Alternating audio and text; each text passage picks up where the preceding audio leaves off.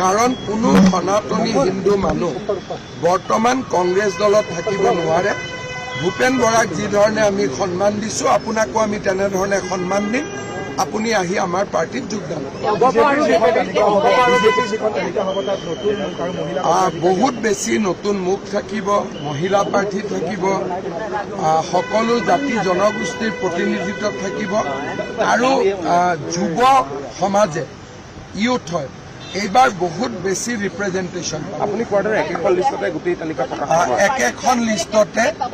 একেখন লিষ্টতে কোনো ধৰণৰ বাকী নথকাকৈ আমাৰ এজিপি আৰু বিপিএফক বাদ দিয়াৰ পিছত আমাৰ কোটাত যিমান চিট পৰিব আমি একেখন লিষ্টতে প্ৰকাশ কৰিম। নিশ্চিতভাৱে 2-3জন বিধায়কৰ নামটো নাথাকিব, কিন্তু সেইটো বেলেগ কাৰণে নহয়, সমষ্টিৰ ডিলিমিটেশ্যনৰ কাৰণে।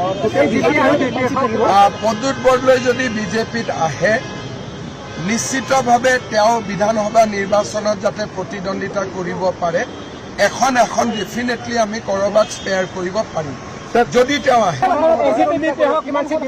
এজিপি দলে 26খন আসনত প্ৰতিদ্বন্দ্বিতা কৰিব, বিপিএফে 11খন, এজিপি 26, বিপিএফ 11, বাকী বিজেপি।